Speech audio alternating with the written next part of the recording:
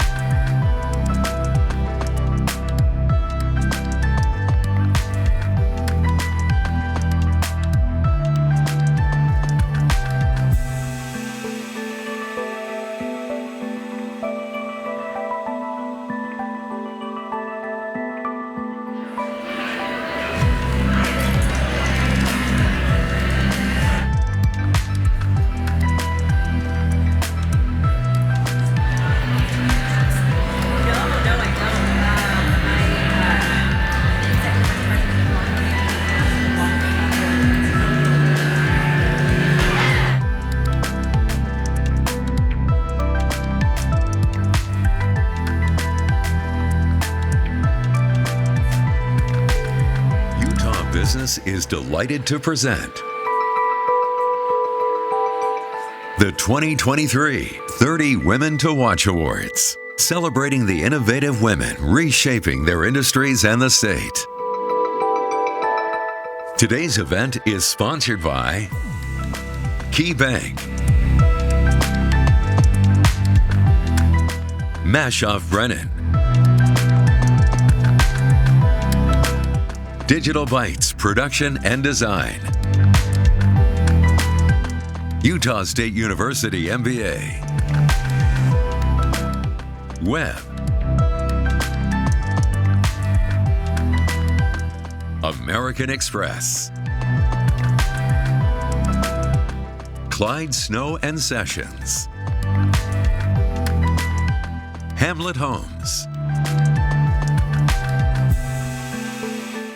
the Larry H. Miller Company, Opt Connect, Parsons, Bailey, and Latimer, Regents Blue Cross Blue Shield, Squire and Company, University of Utah, Utah Valley University, Vivint Smart Home, Women Who Succeed,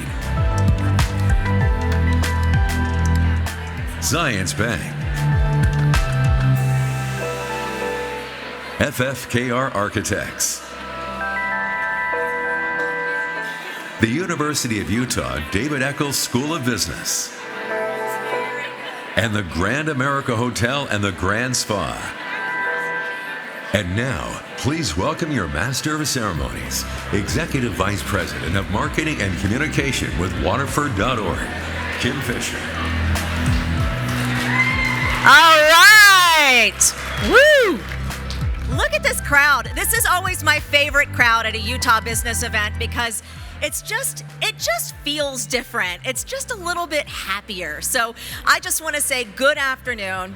I am so excited to be here with you as we celebrate 38 amazing women who are making our state a better place to live. Yes, I know we said 30, but the group was so great we had to add 8. So we've got 38 this year. So welcome to the 25th annual Utah Business 30 Women to Watch Awards Luncheon. We appreciate you taking the time out of your day to help us honor these very special women. So today, like I said, we're spotlighting 38 Utah women who are a strong part of our state's foundation.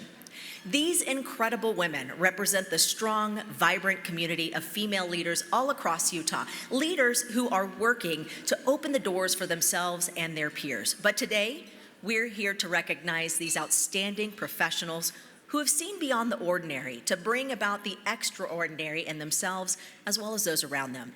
They are an accomplished, varied group, and Utah Business is pleased to give them the recognition that they deserve.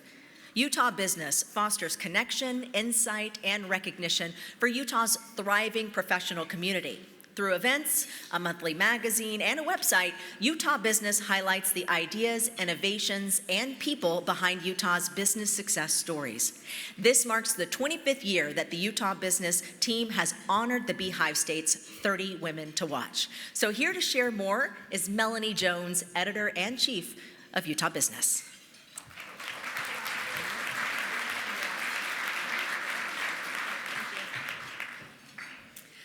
I want to tell you about a woman who changed my career. It was 2015. I was sitting in the main hall of Gartner's Digital Marketing Conference in San Diego when Kirsten Newbold-Knipp took the stage. From the 25th row, I could feel her confidence, her competence, her passion for digital marketing, which was also my passion. I turned to a colleague and said, "Oh, I want to work for her." This was perhaps ill-advised, since that colleague was actually my boss. But what I think I really meant was, oh, I want to be like her. At that point in my career, I had never worked for a company that had a single female executive. I was searching for a role model without even realizing it. In the midst of a conference agenda dominated by male speakers, Kirsten showed me what feminine excellence and leadership looked like. Possibilities I had never aspired to suddenly seemed within my reach.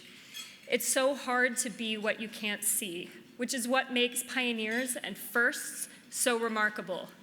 They blaze trails without role models. There are others of us who need a little inspiration before we can connect with our own magic, and that's what this event is all about. Today, we honor Utah's Women to Watch. We received over 500 nominations for this award.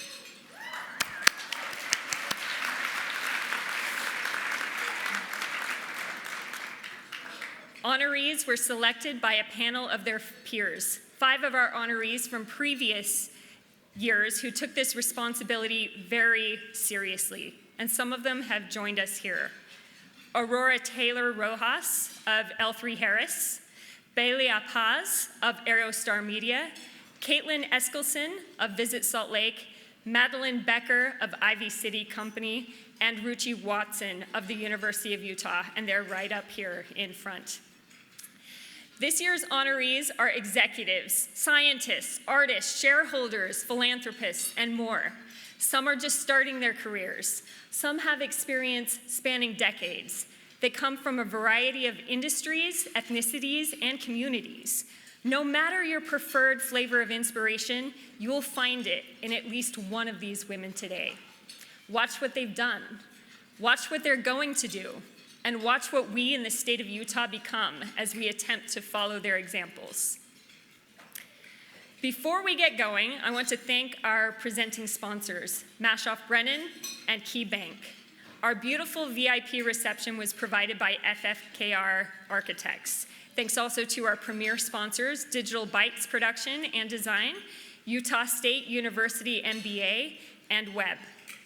In addition, the University of Utah David Eccles School of Business will be sponsoring and hosting our first alumni reception for our current and previous 30 Women to Watch honorees.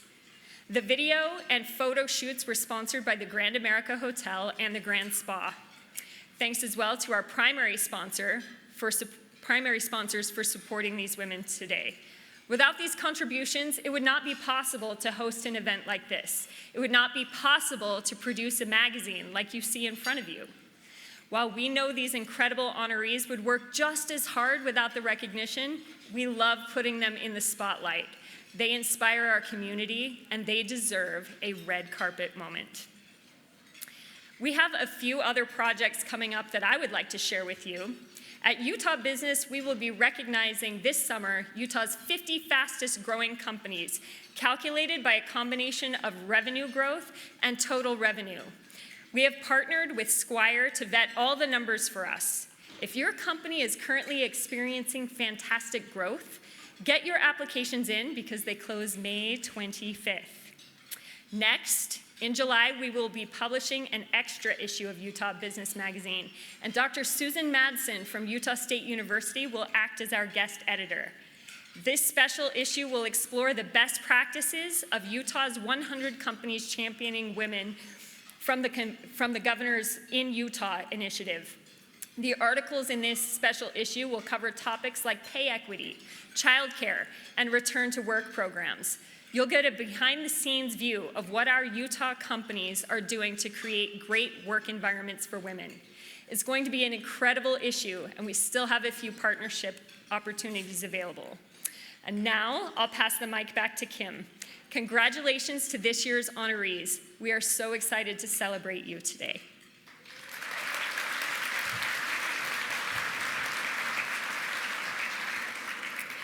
Mashoff Brennan provides legal counsel and representation to some of the world's most innovative companies. With over 35 attorneys and offices in the technology-focused regions of Utah and California, their attorneys are known for having the breadth of experience and the forward-thinking insight needed to handle complex technological and business issues across all industries and geographic boundaries. Please give a warm welcome to Erin Embry, shareholder with Mashoff Brennan.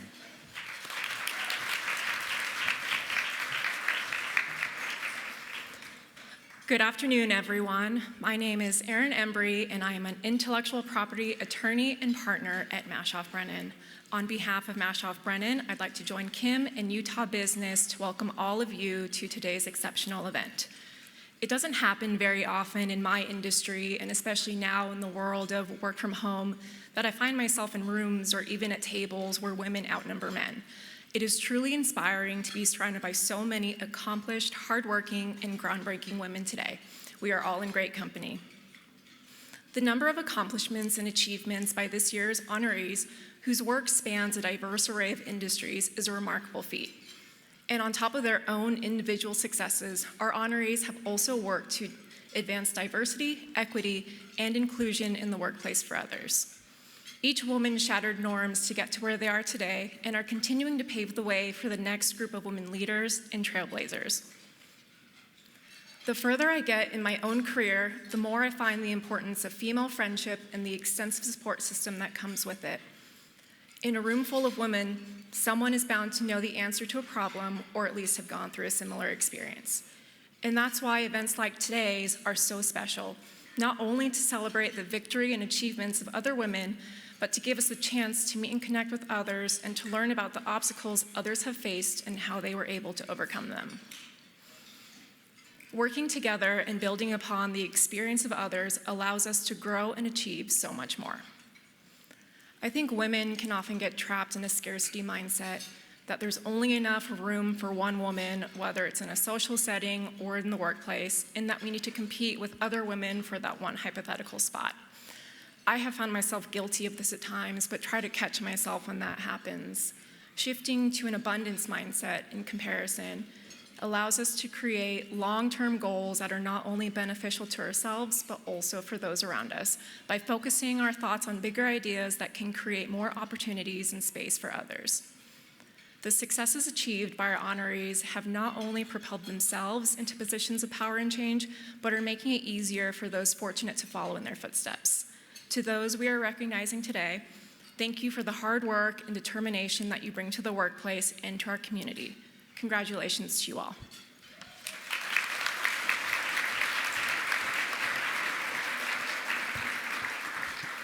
KeyBank is proud to sponsor today's event and join you in celebrating today's honorees.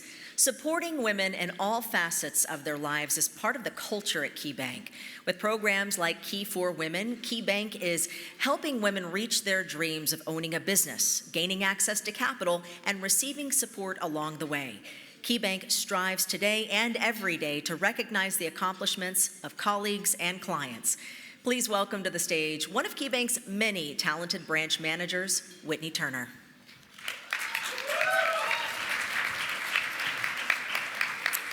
Hello. On behalf of KeyBank, we are excited to return as sponsors for this year for such a prestigious event and to be here celebrating with you all. I love this opportunity to celebrate with so many smart, strong, and supportive women in the awesome state of Utah. This year's 30 Women to Watch represents a wide range of industries, career paths, and accomplishments. These women have faced and surmounted life and career hurdles. They've celebrated wins and have grown stronger from setbacks. They've been supported by numerous mentors, and each of these women have played a pivotal role in supporting other women throughout their careers. These 30 women are committed to supporting and bettering their community through compassion, participation, and leading by example.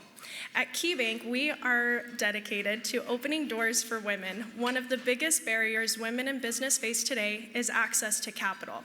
That's where we come in.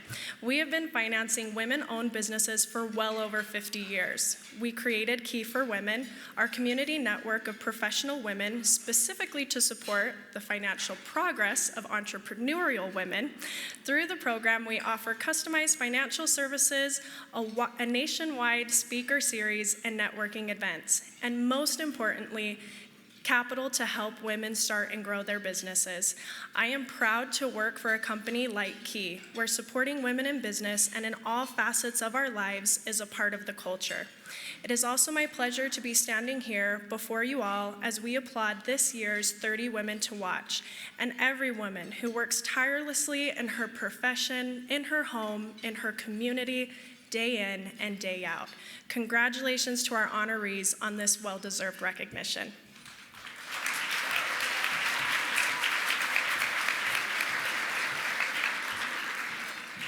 Webb is a full-service event production company based in Salt Lake City. Every one of their events begins with a vision, and then they work together to bring out the best in technology, creative, and staging to create a brand experience unlike any other. Whether virtual or live, Webb is one of the most creative and innovative event companies in the country. Rather than say more, let's show you what they've been up to. It's been said that the 2 a.m.s were made for poets, for painters, for writers, for drifters. Those fleeting hours are for us, the creators, the midnight oil burners, the problem solvers. That sacred time when darkness falls and inspiration comes knocking. Boundaries crumble, magic reveals. Those decisive moments when walking away seems sensible. We push beyond, inviting the challenge, preparing for the adrenaline rush, exhausting excellence.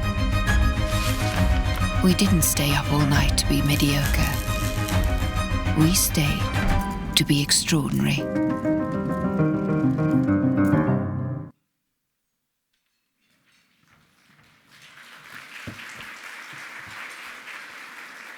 All right, we are now excited to hear from today's keynote speaker, Molly Jackson. Now, Molly received her Bachelor of Fine Arts from Brigham Young University in music, dance, and theater, launching her career as a professional actress, choreographer, voice teacher, and dancer. From being a backup singer for Tony Award winner Kristen Chenoweth, love her, to performing across the United States and Great Britain as a backflipping pink Power Ranger, Molly has shared her talents with audiences across the world. She also uses her talents to improve others' lives. She was the director of the Park City Boys and Girls Club and founder of her own nationally recognized nonprofit, A Good Grief. Molly has been married to her laundry ninja, attorney, book nerd husband, Vic, since 2004.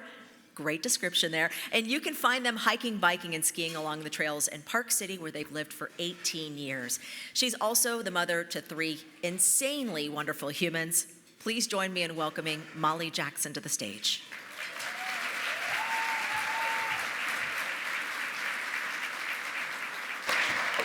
Hello, thank you.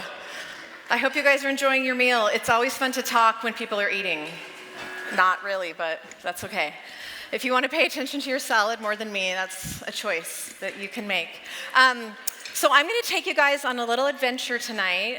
It's quite the story, it's quite the roller coaster ride, and I just need you to buckle in and trust me, okay? It can be intense. So, as you can see, I am all of 5'1", and I need you to picture me with a short pixie haircut, and it's totally messy and disheveled, and I have brown makeup wiped across my face to look like dirt. And I'm wearing a costume, and underneath my costume is a harness, kind of like a rock climbing harness. It's completely pinching me and very uncomfortable. And I have medical bandaging wrapped around my chest to flatten out the ladies. And I am ready to take my maiden voyage as Peter Pan for the first time on the Egyptian Theater stage in Park City, Utah. This was such a great role for me as an amateur gymnast, rough and tumble, tomboy, singer, dancer. This was just such a perfect role for me. It was such a magical time in my life. And I trusted in my months of rehearsal, and I trusted in the techs backstage who were flying me across the stage. I trusted in the choreography, and everything went off without a hitch. We made our way to Neverland, the pixie dust worked its magic, and we had our sword fight with Captain Hook, and I delivered the children safely home to their beds in Neverland. And the audience interrupted onto their feet in energetic applause. Playing the role of Peter Pan was made possible because of connections. The connections I felt with my Lost Boys, the connections I felt with the audience, because they weren't eating, they were just watching the show. I'm kidding, please eat. It was just the perfect role for me and such a poignant season and magical time of my life. At the time, my daughter Lucy, my firstborn child, she would come to the show and watch with rapt attention and became obsessed with all things Peter Pan. And for some reason, she loved Captain Hook. And it was to the point, like she would squeal when he came on stage. And my poor little conservative husband, bless his heart, he's like, is she gonna grow up only to like the bad boys? I'm like, okay. So there was one particular man I really trusted during this process, and his name was Daniel Simons. And he was the tech director who was backstage pulling the rope that was attached to the cable on that uncomfortable harness, and he would lift my whole body weight, causing me to fly. So these literal connections I had were so meaningful and important. So what is connection, though? Queen Bee, not Beyonce, Brené Brown, she says that connection is the energy that exists between people when they feel seen, heard, and valued. And when they can give and receive without judgment and when they derive sustenance and strength from the relationship. So did you hear those words? Seen, heard, and valued. I think a lot of us are trying to be seen, or we think we're being seen on very public platforms. How many likes do I have on Instagram? How many followers do I have? How many people shared my LinkedIn post? Do we feel like we're really being seen for who we really are?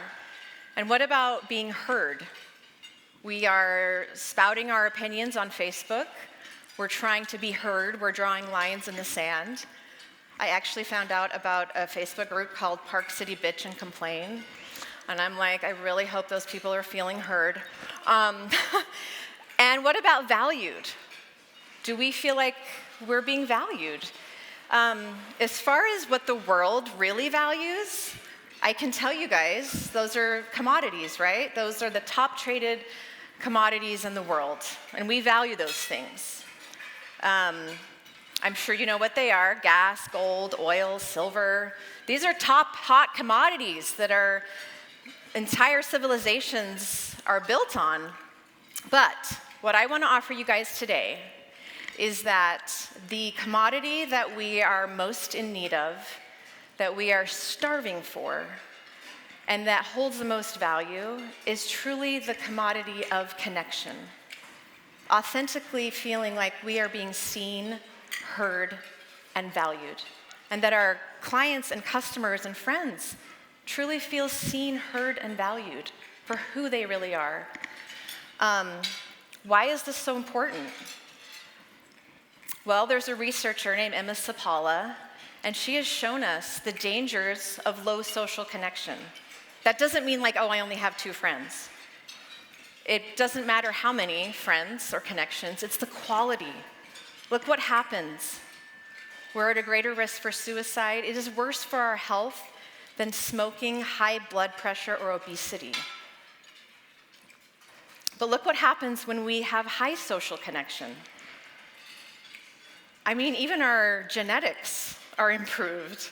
And my favorite is the bottom one on the right, that social connection creates a positive feedback loop of social, emotional, and physical well-being. So, we're going to go backstage after Peter Pan. I'm going to take off that harness. I'm going to unwrap the bandaging that was turning me into a little boy and wipe off the makeup. And as I sit in my dressing room mirror, I had no idea that in just a few short months, I would be banished from Neverland forever, and I would be forced to grow up in a very real and very painful way.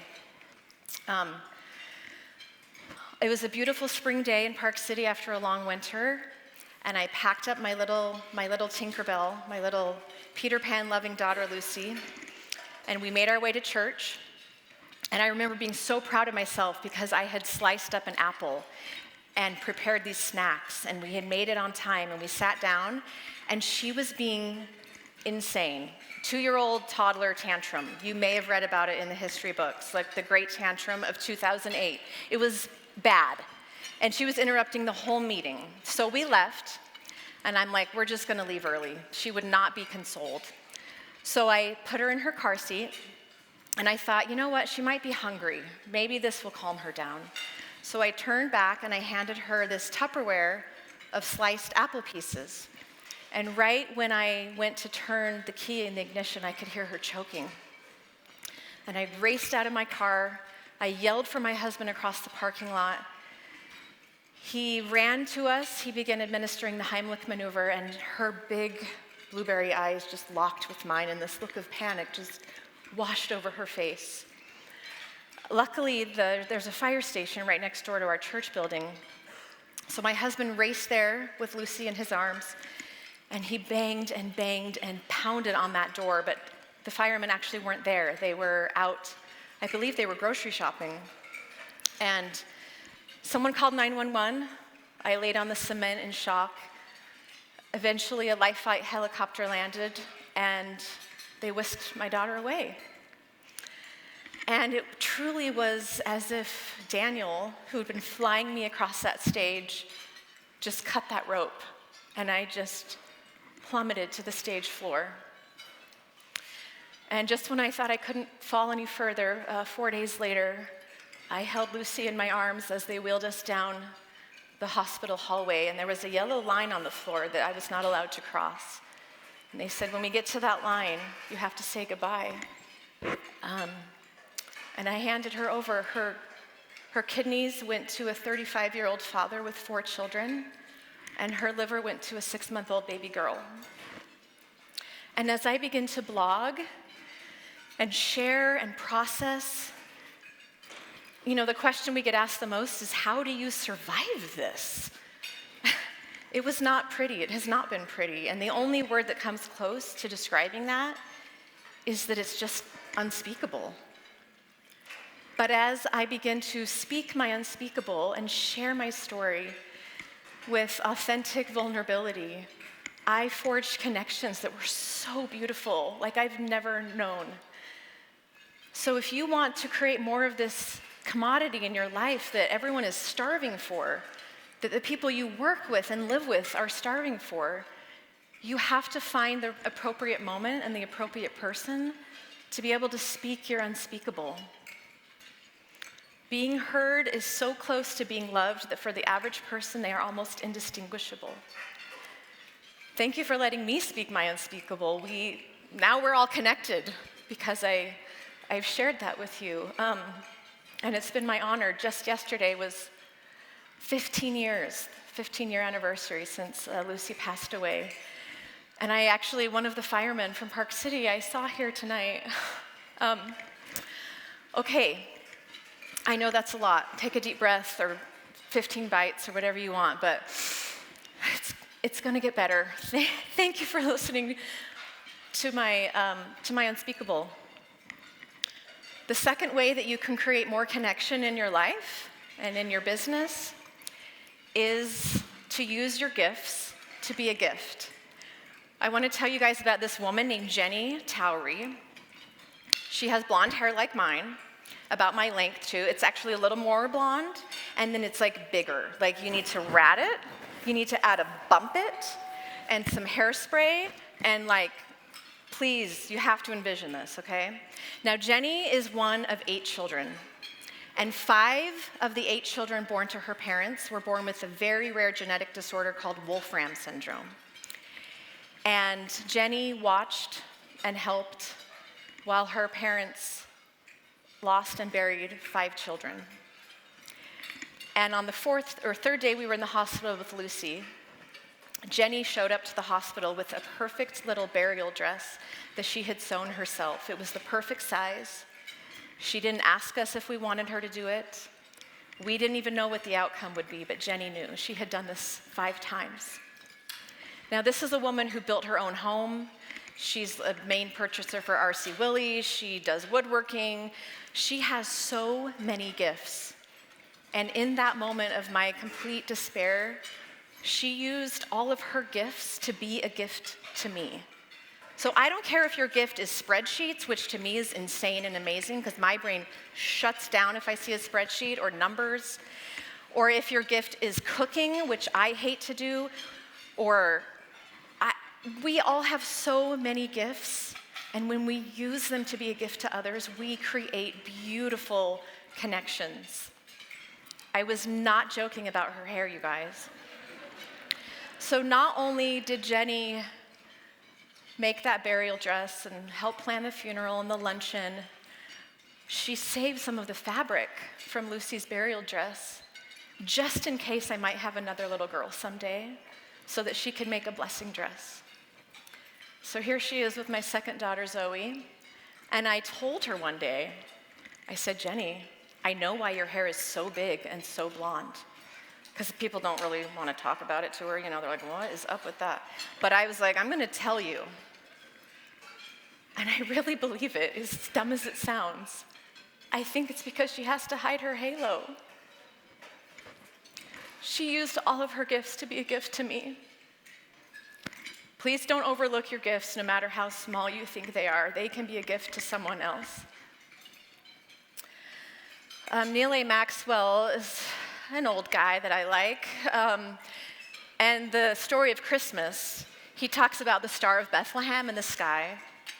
It was in its precise orbit before the shepherds saw it. It was in its precise orbit long before it shone. And we are likewise placed in human orbits to illuminate. So no matter where you are in your life, or no matter how hard it is, you are in an orbit, and you will shine on the right person at the right time with your gifts, just like Jenny did to me. Okay, the last tool I'm going to leave you with to create more of this connection is just what it says. I know you can read. I don't need to do PowerPoint karaoke, but don't try to prove yourself. Just be yourself. People can only connect to what is real. And one day I was, speaking of being real, I was in my kitchen dancing like you do and filming yourself and then immediately uploading it to Instagram. P.S. Do not give a performer like a free platform because they will just run with it. So there I am, I'm like pretending to go down the stairs, like in the kitchen, you know, the counter, and just being stupid. And I posted it, and my friend Janique messages me, and she's like, "You are so dumb, I love it, I'm laughing at you, my kids are standing around watching you, and what are you doing?" I'm like, "Well, thank you, great, I'm glad I'm making you guys smile."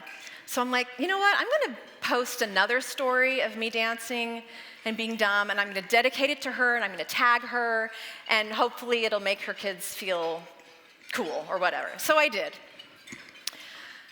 But then she gave me another idea. I thought, why don't I just do this more? Why don't I do positive handstands? So once a week on my Instagram, I have my followers message me something fun, positive that happened in their week. And I am stupid, and I dance, and I'm like doing the moonwalk or whatever, and I tag them, and we celebrate all the positive things happening in the world. Life is hard, but I've never regretted just being myself. And I really think that it is, we're not gonna do positive handstands tonight, but if we had more time, you would all be standing up and dancing with me. It's truly a miracle that I can dance again and feel joy again. I don't know if I'll ever really fly again, but you know, my trips to the grocery store these days and basketball practice certainly don't end in a standing ovation. And I jokingly call ourselves the white trash of Park City because I don't drive a Tesla.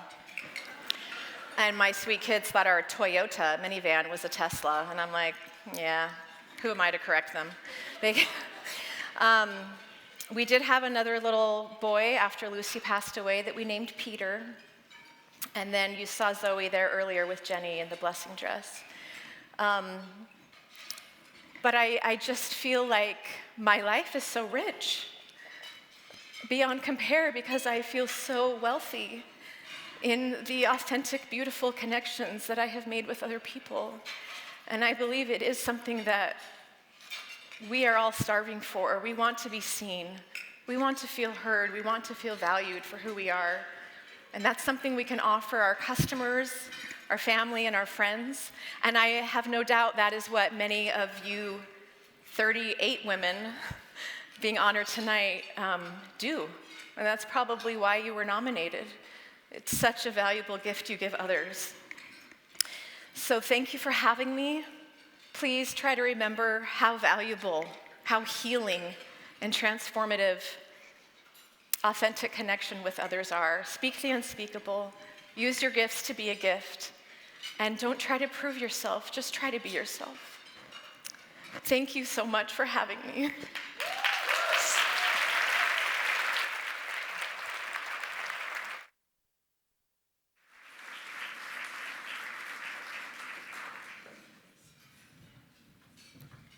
Molly, thank you so much for sharing your story with us. And I have to say, I imagine the 38 women who are being recognized today have shared their gifts to be a gift. And so that's a wonderful message. Okay, so let's welcome our sponsors back onto the stage. Here they come. Got to make sure we have hands to shake when all of our awardees come up. And now the reason we are all here, it is time to recognize this year's 30 Women to Watch. I feel weird saying 30 when it's 38. I'm just gonna say 38 women to watch. So ladies, when you see your video, please walk to Lynette in the beautiful red dress back here, and she's standing at the end of the red carpet to line you up for your award. Okay, now everybody turn your attention to the video screens to learn more about the incredible women being honored today.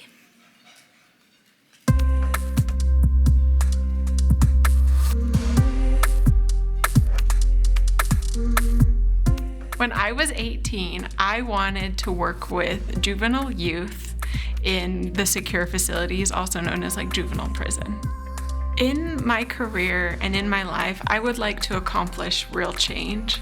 I would like to accomplish making the system a little bit better, even if it's just for a few victims. I would like to see us as a system be more victim-centered. Overall, I would like to just help people feel like their voices are heard. The most rewarding work that I do is when I'm working one-on-one with a survivor of crime and making the system a little bit easier and a little bit more manageable and helping them empower their voice so that they can seek the justice that's best for them. I have seen this woman's work in action. She is amazing. Please welcome to the stage Assistant Director and Victim Advocate for the Utah Crime Victims Legal Clinic, Alexandra Allen.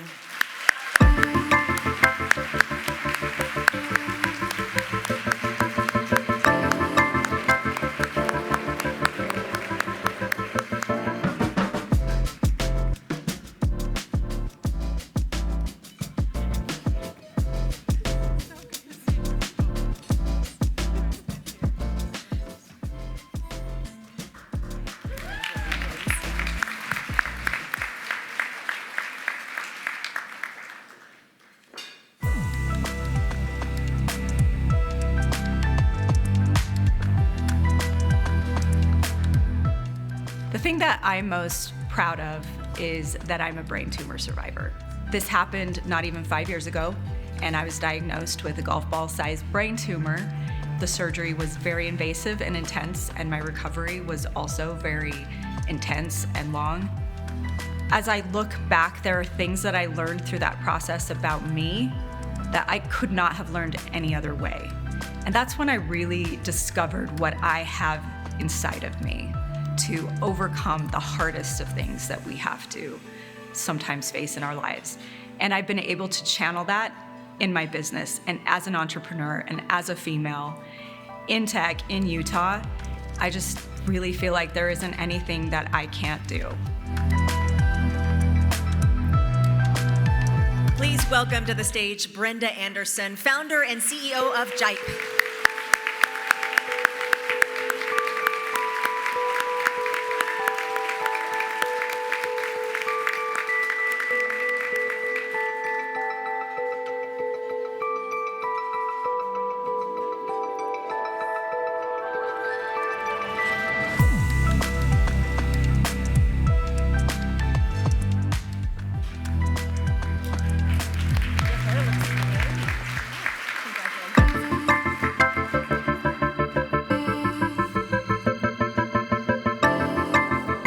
I grew up in suburban Utah, and I never really saw women working. I mean, I was born in the 70s. I will never forget seeing the movie Big Business with Bette Midler. Bette Midler is this CEO of a large company. She lives in New York City, and she's so cool, wears these incredible outfits, is in charge of everyone, and I had literally never seen that modeled before. And so after that time, I remember I would go into my bedroom, I'd get a block for a phone, I would get my dad's old like MLS real estate books, and I would open them up, I would cut up straws of cigarettes, and I had my little office right there. So my dream was always to be a CEO. And luckily times have changed and you can do that now. For her work as president and founder of the Policy Project, also known as the Period Project, welcome Emily Bell McCormick.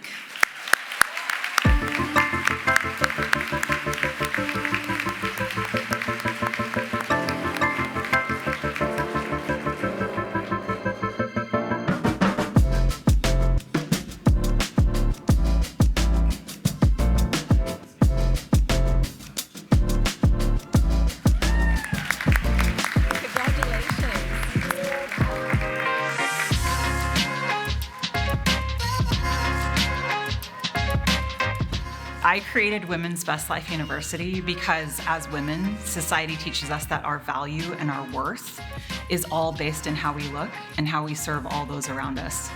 And that just couldn't be further from the truth. Your value and your worth has absolutely nothing to do with what you look like or what you do for everybody else all the time. And so I created it because we don't learn this in school or at work. We don't even really talk about it. We don't even really hear about it.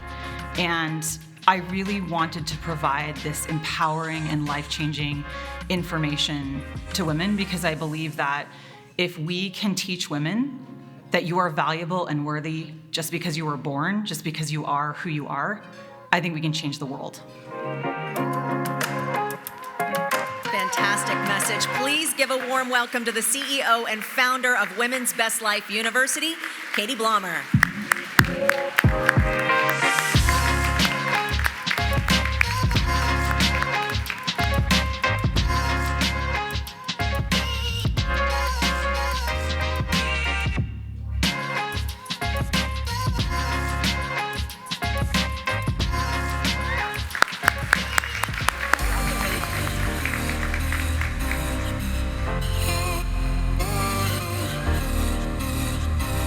I've loved science my entire life, so I never had any doubt that I would go into the sciences and study sciences.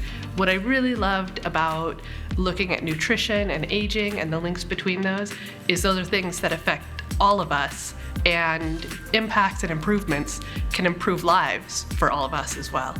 I think what I really love about science is to do research. You get to dive into a question, and for a moment in time, you might be the only person who knows the answer to that question. And that to me is just amazing and excites me every time I get to do it in science and in research.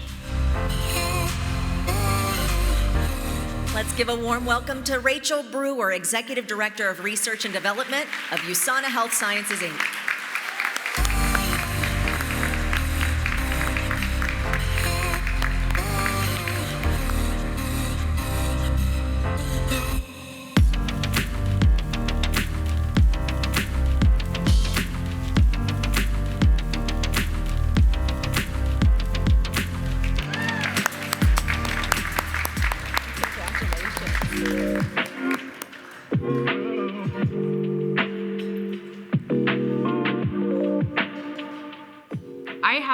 Been working in this, I don't know, we call it the wild, wild west of advisory services, because every day is a new day and there's a lot of different moving pieces and a lot of needs and from the clients, and we dive in and try new things every day, and it's awesome. So my favorite part of my job is to be able to sometimes in person see the burdens lift off the shoulders of my clients. You see that you have just helped them with something that was like turmoil for them, and that is what I love about my job. It's hard to do what I do. It's hard to be part of a company that's growing so fast, and it's exciting, but it is as satisfying as anything I've ever done in my life. Please give a warm welcome to Swire & Company's advisory partner, Megan Bronson.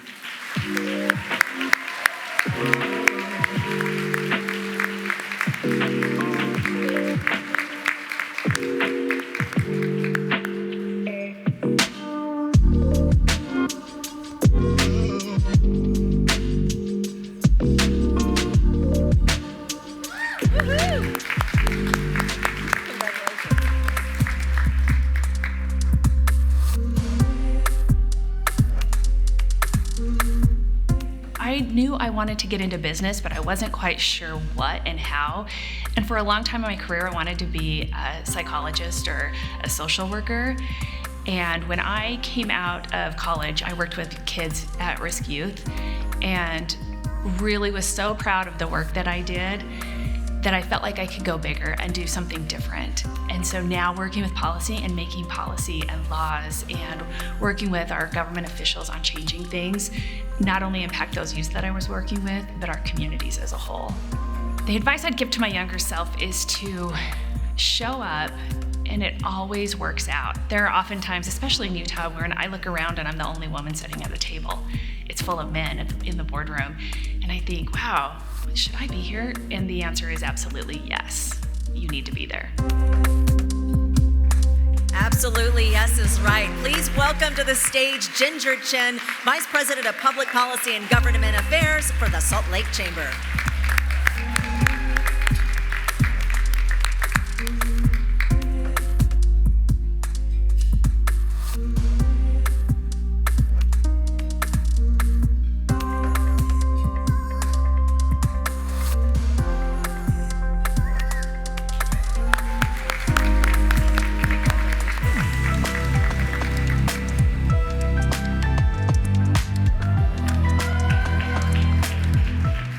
My inspiration comes from a village. I am inspired by my mother, who was an incredibly hardworking woman who lifted those around her and never stopped serving. My family, my children inspire me every day, and I wouldn't be where I am without my husband. But I've worked for two incredible women who have been inspiring in their own right. First, woman governor of Utah, Olene Walker, and of course, Gail Miller. And through those experiences, I have learned to be more patient, to be more loving, and to assume the best in people. And because of their examples, I know that I have great shoulders to stand on, and I hope I can be shoulders for somebody else one day. Welcome the Chief Corporate Affairs Officer with the Larry H. Miller Company, Amanda Covington.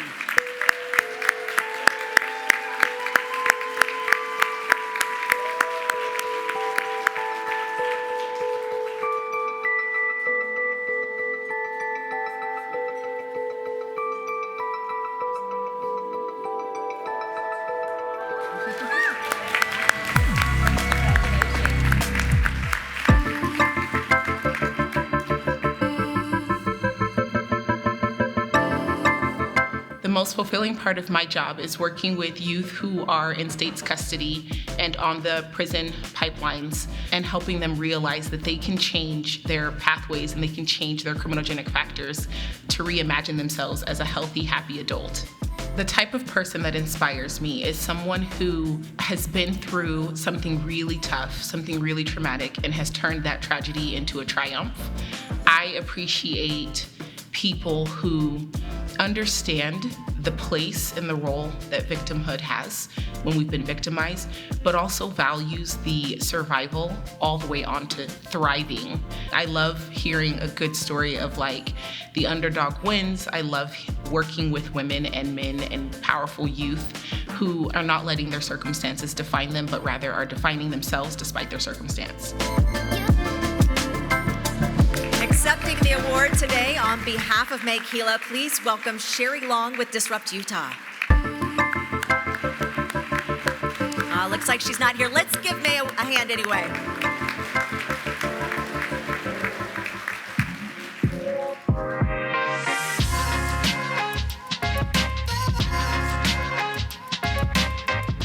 Being myself a Native student, I was a first generation college student, and so when I arrived to the University of Utah, there were a lot of challenges and barriers navigating higher education. And so now in my position, in my role, I look back to those experiences that I had and thinking about how I can make the pathway easier for our students. And so a lot of the programs and resources that we're implementing and initiating are really, inspired by my experiences and other students' experiences to make that path easier. In many of the conversations, Indigenous peoples are missing, and so really providing those spaces and opportunities to include Indigenous perspectives.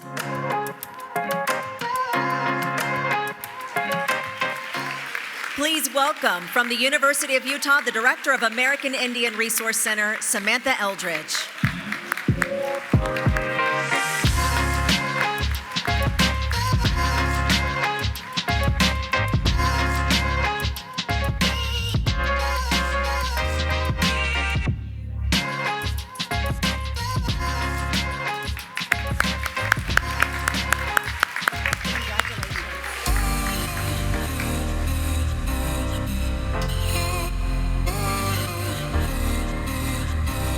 the skill that most helped me accelerate quickly within the tech industry is my love of learning. How rapidly things change in tech is a double-edged sword. The drawback is that if you don't continue to learn, your skill set is irrelevant very quickly. But the upside of that is that if you are up for continually learning, you can be at the top of the game with anyone within a few years if you really focus and dedicate yourself. And I work with the most incredible team and the most incredible team of learners. And the team that has been built at Instructure is, I feel, my greatest accomplishment because they are incredible and I learn every day from them. Please welcome to the stage Senior Vice President of Global Business Intelligence and Operations for Instructure, Joanna Falkenhauser.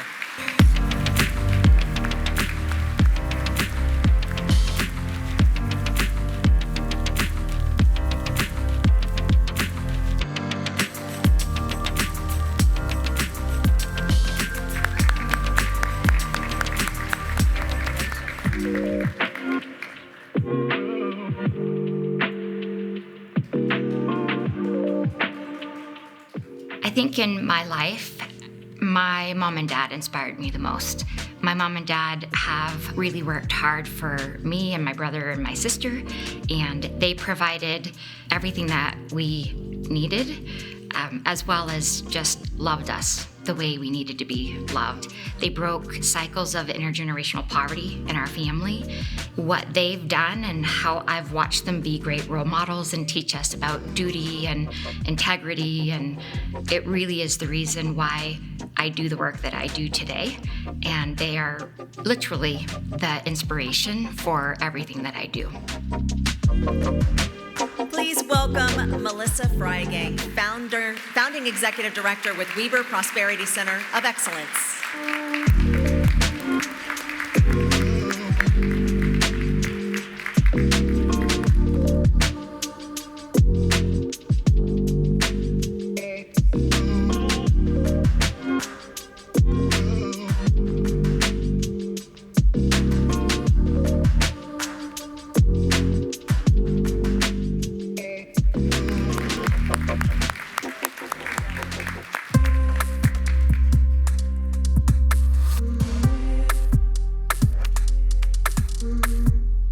What I love most about the work that we do is actually seeing the impact that it makes.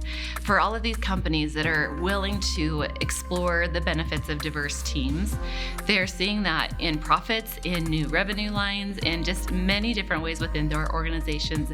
They're helping to retain their employees, and it's just changing the culture for the better. And then on the flip side, you're seeing females being able to progress in their careers and provide for their families and be examples to young girls that, look at them as role models. It's very satisfying. Support each other. We're much stronger when we're working together. Find your people and stick to them like glue. I think the most satisfying thing that a CEO can do is help other CEOs and collaborate and raise each other up. Please give a warm welcome to the CEO and CVO of Spectrum Recruiting Solutions, Tina Haslett.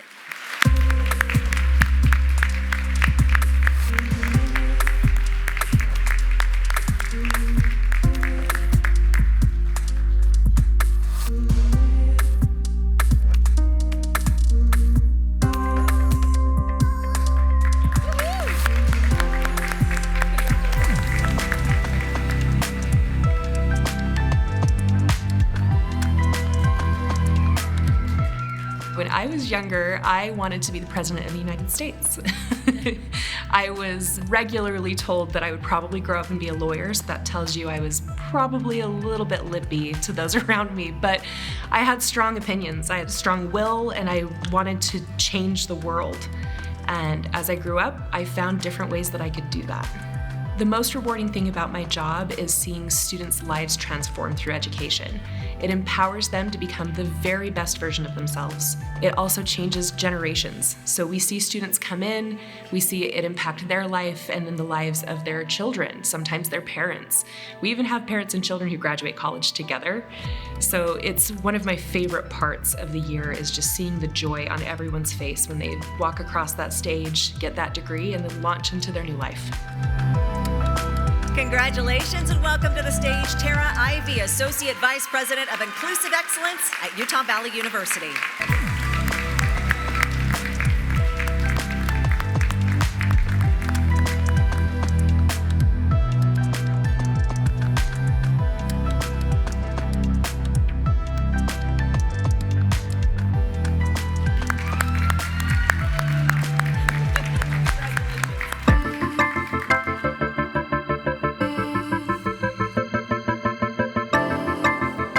I don't think I was drawn to be an entrepreneur. I think it was more set on my plate and then I loved it. I didn't even know it was a thing, to be honest. My parents are teachers. They've been in the public school system for a long time. I didn't even know it was a thing to start businesses, and when I was given the opportunity, I said sure without knowing what it entailed, and then fell in love with it. I loved the versatility and getting to do a ton of things all at once. I like doing a lot of things at once. So that's the life of an entrepreneur, and it seemed to fit. So now it's a thing. And she does a lot of things at once. Give a warm welcome to the Director of Operations for iCryo, owner and founder of both Sunrise Blanket Co. and Rapid Reboot, Bailey Jenkins.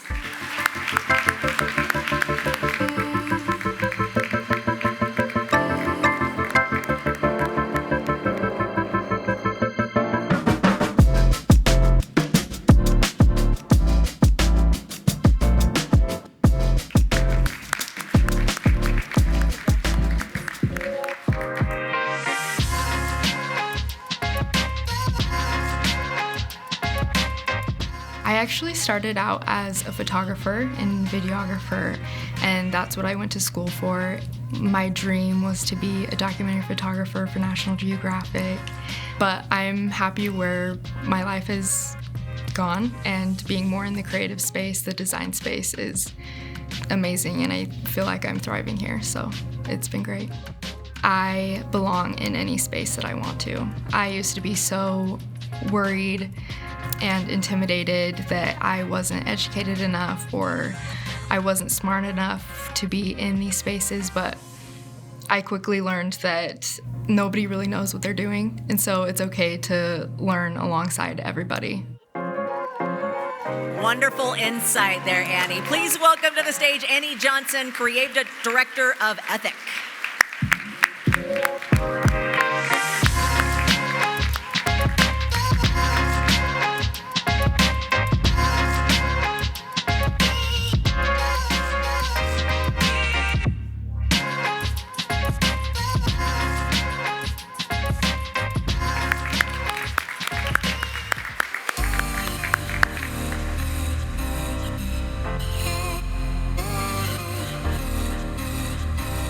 The advice that I would give to my younger self, be teachable. Think about what you've contributed today. Allow others the opportunity for success. Remember who you are at all times, both inside and outside of work. But those are the things that I would tell my younger self to try to remember. Well, the accomplishments that I'm most proud of are often those that may not be totally visible to everyone else. And often those are when someone asks me to be their mentor. And that happens once or twice a year. But I also enjoy when someone comes up to me and says, can I spend a couple hours of your day just learning and understanding how I can shape my career so that it can be more like yours? I mean, to me, those are some of the greatest accomplishments and a compliment to me on how I'm being perceived by the company. Please welcome from Zions Bank, a division of Zions Bank Corporation, their EVP and Senior Director of Operations and Risk, Shelley Johnson.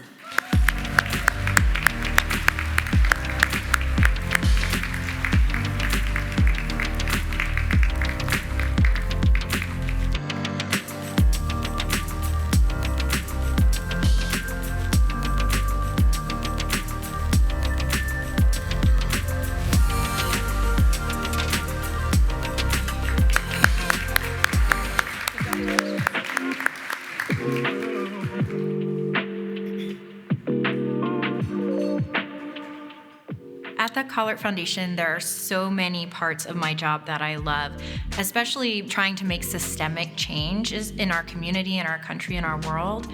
But one of the things that really comes to mind is working on the ground with the people who the organizations that we work with serve. Whether it be the University of Utah, Make-A-Wish, or various veteran organizations, we just love that time to be able to get to know the students and the people that these organizations serve. It's my favorite part, hands down.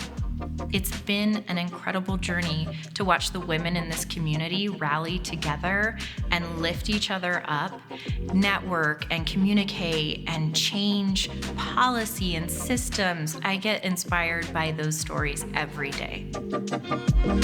Please give a warm welcome to the Executive Vice President of the Callert Foundation, Heather Callert.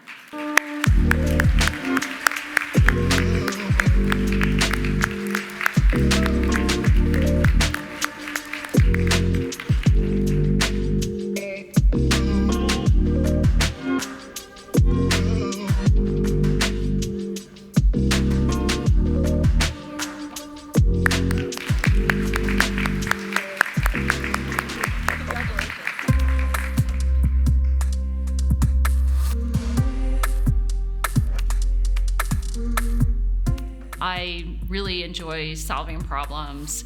Every day in finance, there's a new problem. Also, just being part of the leadership team of a company, your entire day is just coming upon problem after problem, or puzzle after puzzle, as I like to say, and finding a way to solve that problem or puzzle with your other team members. And that's the part of the job that I really enjoy. I would give other women in the Utah landscape the advice to not be afraid, to take on more, to not limit yourself. As I have grown in my career, I have found out that you just need to put yourself out there and take risks, and you will learn from those risks, whether you succeed or fail. Please welcome to the stage Christy Limke-Kent, CFO of OpConnect.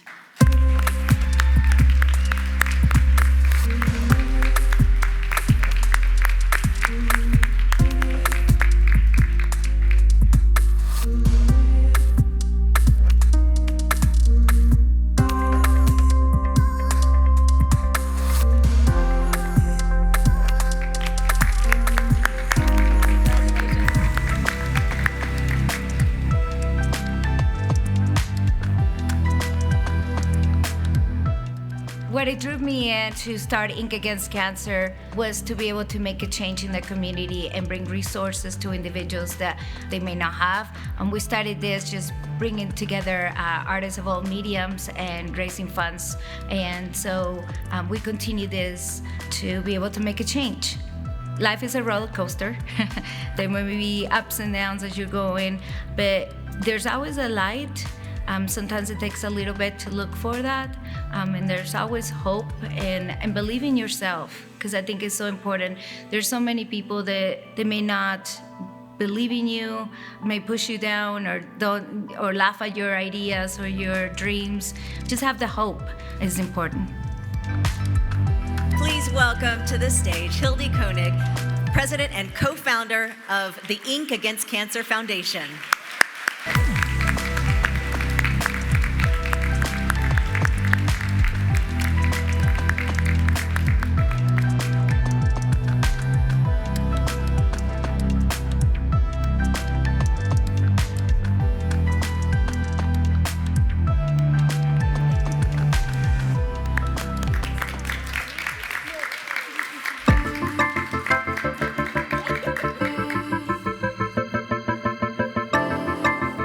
So I am, at my core, an advocate for women equality in Utah and in tech fields. And I define tech fields as being a pilot, being a mechanic, an engineer, and being able to make sure women can get to their fullest potential as a worker, as a mother, as a person, as a woman, and to find ultimate balance in their life. My favorite part of my job right now is the opportunities I have through some federal grants to actually implement programs to bring women and girls into the manufacturing industry and introduce them to these new technologies that can provide amazing careers for them going forward. Congratulations and give a warm welcome to Dr. Talinda Larson, Executive Director for Utah Advanced Materials and Manufacturing Initiative.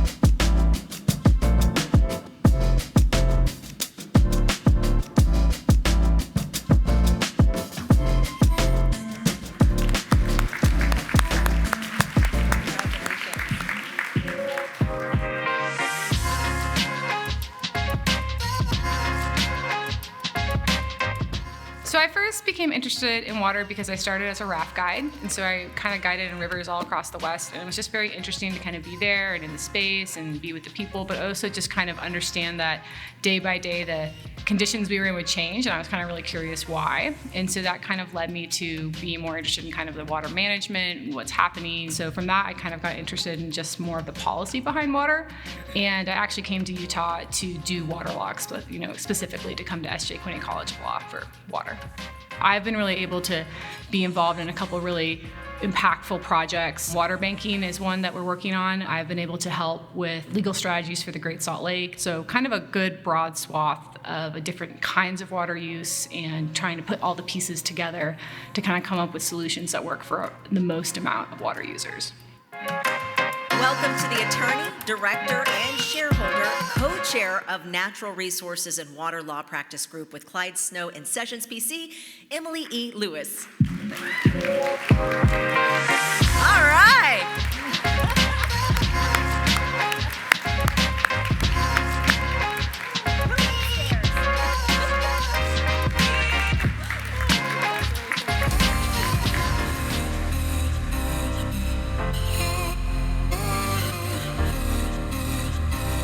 My mom is a physician, a Chinese medicine physician.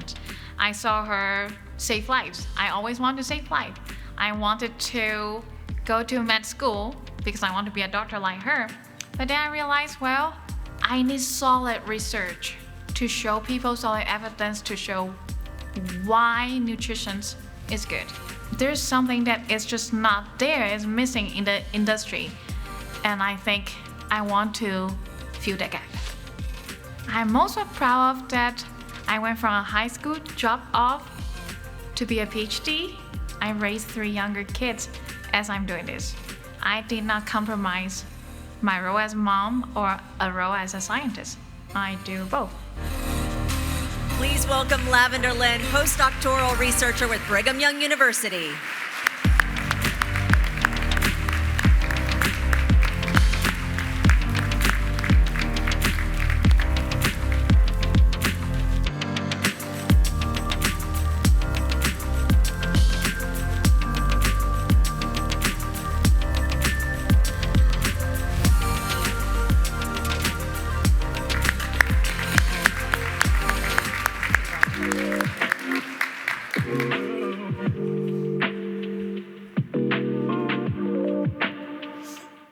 I came here back in the 90s and ended up staying here. It's just so liberating, just being in a different culture, continuing to learn new things, both in academic, setting, but also just culturally in general. From there on, went to college and then got into business. And really, I've always been able to, work in this global setting where we can work with, people in Japan, but also people in, throughout Asia, people throughout Europe and all of the Americas, Latin America and North America, from right here in Utah. And that global engagement and environment has been so motivating to me. Please welcome Yoko Little, Vice President of Global Product Marketing with New Skin International.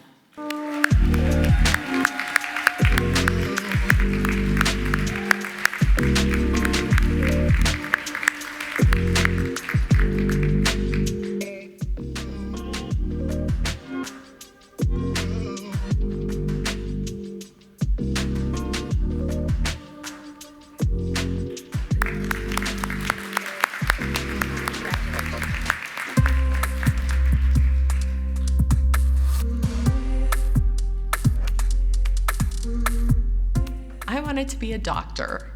I wanted to help people. I wanted to heal people. I wanted to make a difference and have someone say, hey, I am better because of this person, right? And I wanted to be that person. I just wanted to make a difference. When I was 18, I did a little bit of nursing. I lasted 2 weeks and decided, oh, doctoring, nursery, none of that is for me. I am strictly can break a computer, and that heals much better. There's actually quite a few women at Tap Bank, and it's one of the things I appreciate the most. Some of the other companies I've been at, I've kind of been like the only female. The majority of my team are females. A lot of the leadership are females. They are all badass females. Join me in welcoming the VP of Product and Program Management for Tap Bank, Jill London.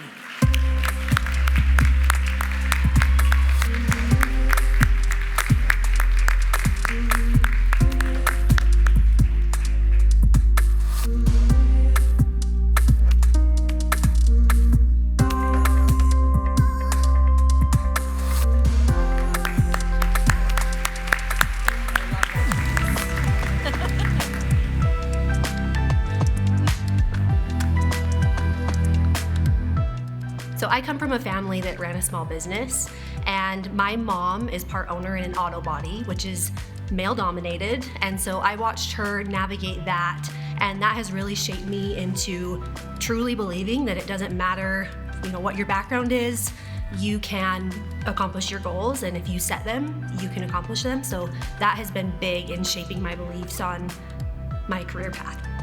The accomplishment that I am most proud of is I am one of 2 financial advisors in Cache Valley, Utah, the other advisor being my coworker. So paving the way for other young female advisors in the industry, especially in Cache Valley, Utah, has been huge, and I'm so proud to represent females in the finance space, and especially in Cache Valley. Please give a warm welcome to Jaden May, Wealth Advisor for Adams Wealth Advisors.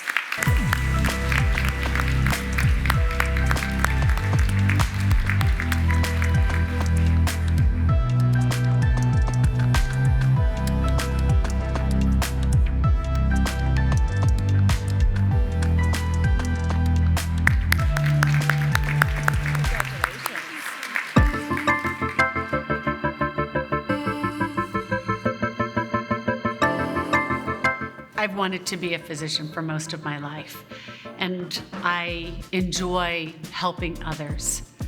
As a general internist, I practiced for several decades, and I had the ability and the privilege and the honor of caring for individuals. When I transitioned and became the CEO of a healthcare company that ran primary care clinics, I had the ability to help thousands. But now in my current role as the Chief Medical Officer for Regents, I get to affect the lives of millions of our members. Being able to help an individual at that magnitude now to improve their health and well-being, for them to live their healthiest lives possible, that's what motivates me every day. And you can sense the passion. Give a round of applause for Dr. Donna Milovitz, Chief Medical Officer for Regents Blue Cross Blue Shield.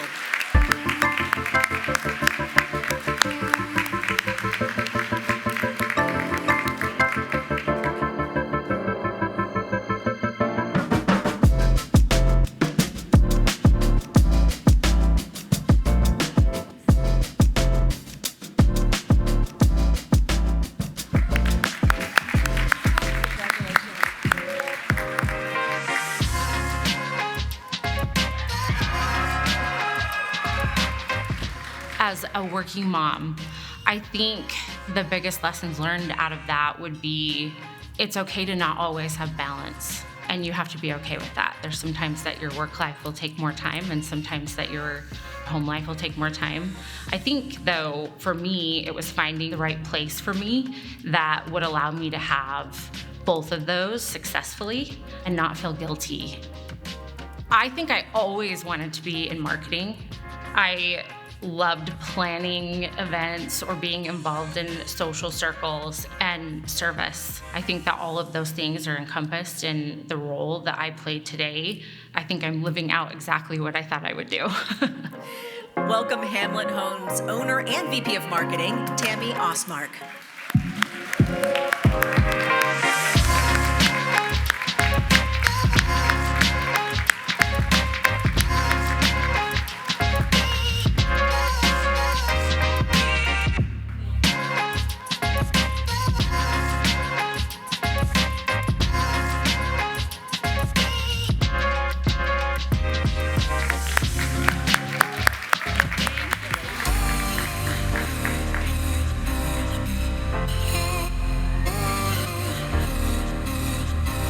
When I first met my husband, John, he told me that he was an entrepreneur, and I didn't exactly know what that meant or what that was going to entail for us as a couple. And so as things have evolved, you know, I can't see myself as anything but an entrepreneur. I wear many hats in all the different things that we try and do, and I really love it. Number one, write down your goals. Write down the big goals, and then I start every day with writing down what I want to accomplish, because really, the work is never done, and sometimes when you're thinking too grand, you feel like you're never going to accomplish anything. So I feel like it's really important to identify smaller set goals and then bigger goals, because when you get there, then you really appreciate them and you can savor them, and making sure that you stay humble and grateful and help others along the way. I was gonna wear my hat today, but it didn't match with my dress. Congratulations to GG Pip founder Ginger Parrish, but I do think some others are wearing their hats today.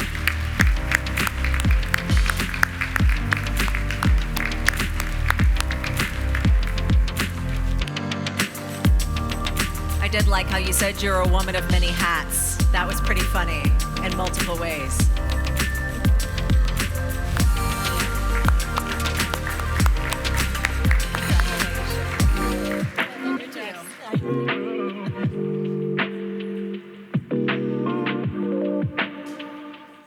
Something that I'm probably the most proud of is I've had this unique opportunity throughout my career to live in rural Utah, or oftentimes we joke San Juan County is the frontier of Utah, so it's so far away from the Wasatch Front.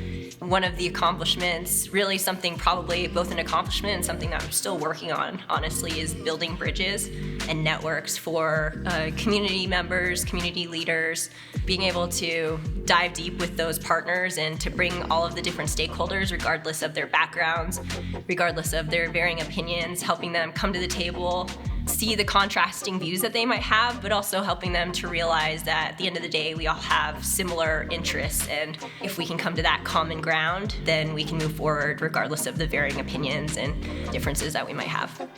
Amen to that. Let's give a big round of applause to Natalie Randall, Executive Director of the Utah Tourism Industry Association.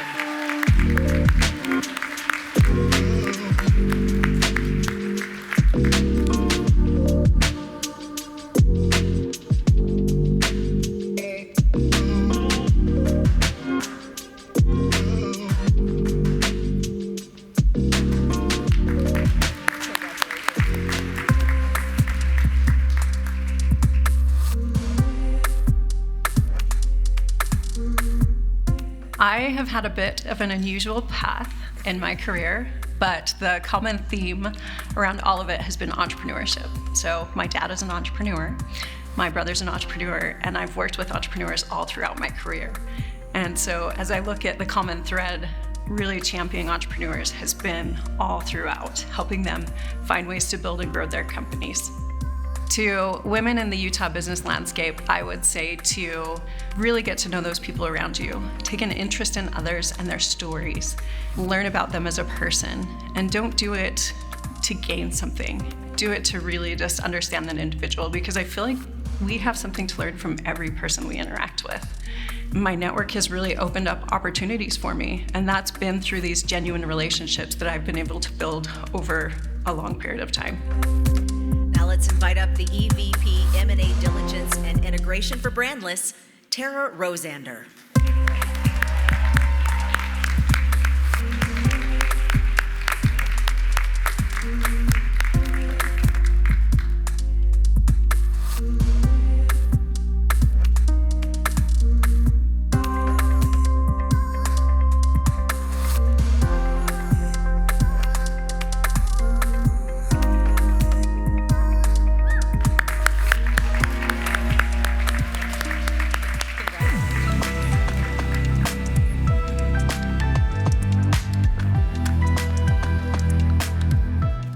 My heritage of being of Mexican descent has impacted my career in a huge way, and the work that my family put into making this their home, the courage and the work it took to bring their families here to make a better life for themselves, has inspired me to keep working hard.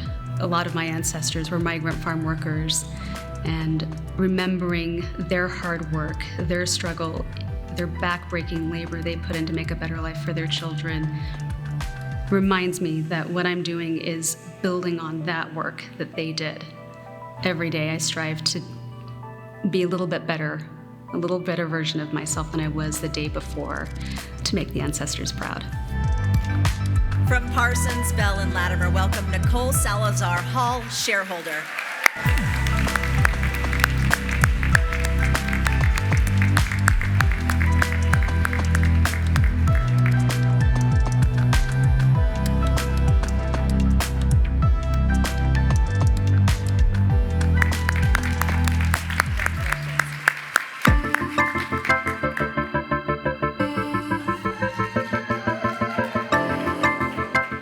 To where I am now has been long and it's been winding. I've had the opportunity to work in local government with Provo City. I also then worked in the nonprofit sector for the American Red Cross doing disaster relief operations and external relations, and that's led me to where I am today, which is with Success in Education. My favorite part of my job is that I love to create new things.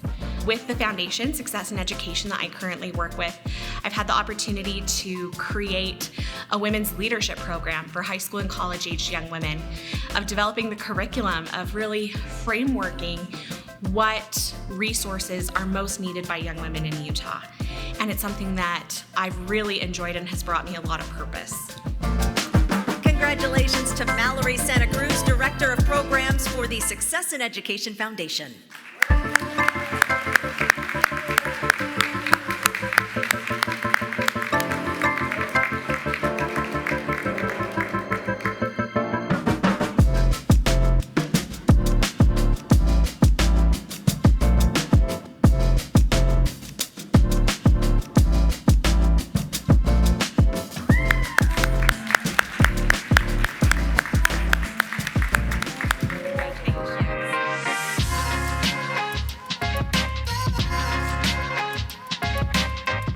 So I jumped into starting my own company, partially on my own accord and partially with the support of my sister. She had a company and I was trying to figure out what to do. And she said, "Laura, I think you can do this. You have the right skill set. Here's some advice." And she was one that really helped me structure the business and have the courage to approach clients and say, "Hey, I have an expertise and I want to work with you." She was right. I have had the business now for almost 2 years, and I work with early stage companies that are trying to figure out how to get their inventions into patients, specifically in cell and gene therapy. That's what I got my PhD in, that's my niche. And so as a science nerd, self-proclaimed science nerd, it's really exciting to see all the different types of research that's going on in the space. I love being in those early stages of development with these really excited, energized teams. Please give a warm welcome to the founder and principal consultant for LAS Bioconsulting, Dr. Laura Silverman.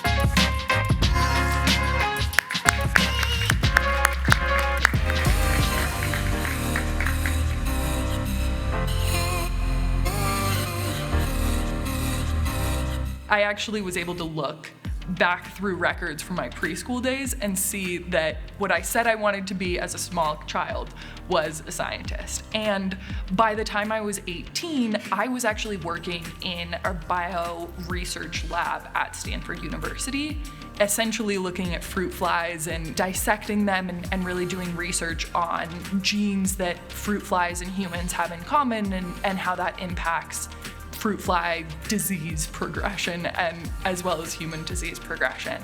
And so I really at that point knew I wanted to work in biotech and I really wanted to change how human diseases are treated. I am so lucky to do the work I do. It's it's not every day that the intersection of what you're most passionate about and what you're really good at really collide, and that's definitely what happened when we started Known Medicine. Your 18-year-old self makes mine look pathetic. Join me in welcoming the co-founder and CTO of Known Medicine, Katie Rose Skelly.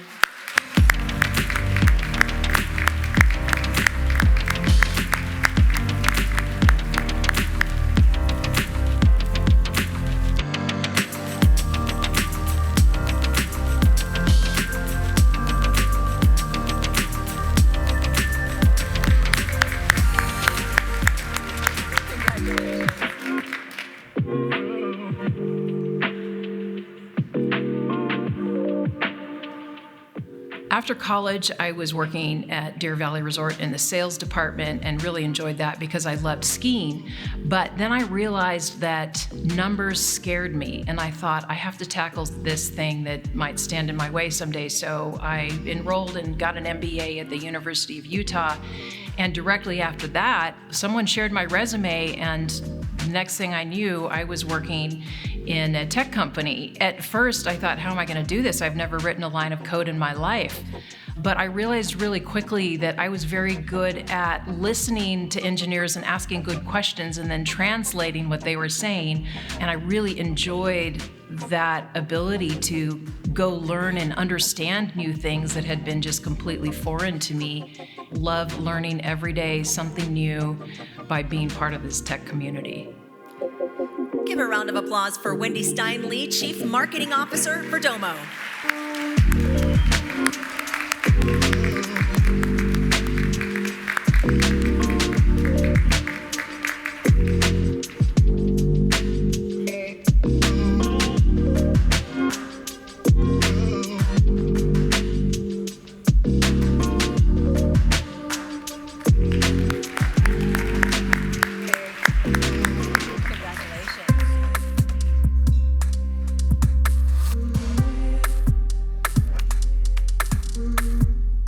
I actually inherited this company from my late twin brother, Cameron Russell Williams.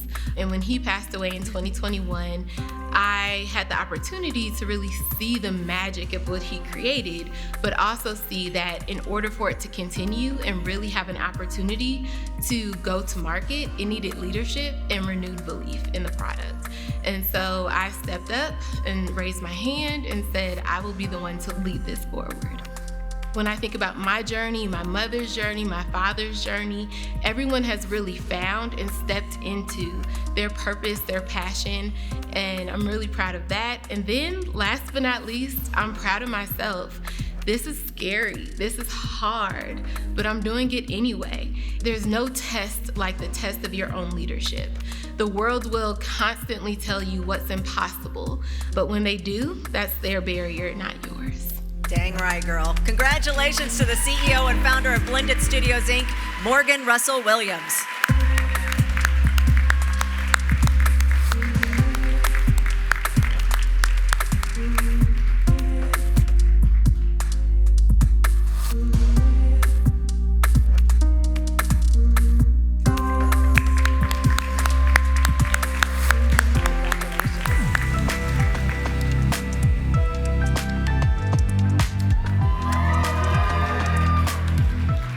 When I was younger, I actually thought first I was going to be a beautician. My aunt was a beautician and I wanted to be just like her.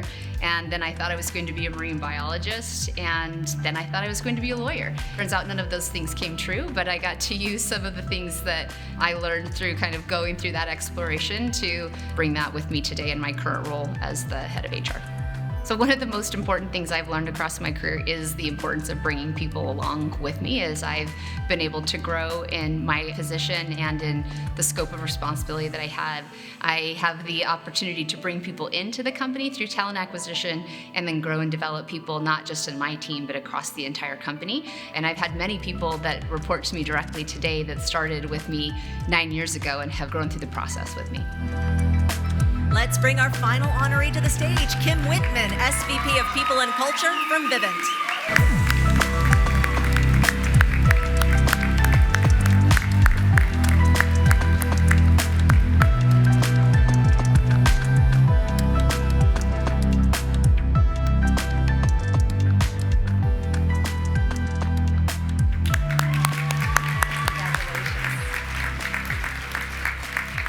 What a phenomenal group of women we've had the pleasure of honoring today. Ladies, there are little girls all over Utah watching you. You could be the reason a young woman decides to run for public office or even becomes a CEO. You are blazing a trail for the next generation of strong businesswomen, and for that, we all thank you. Let's give them a hand.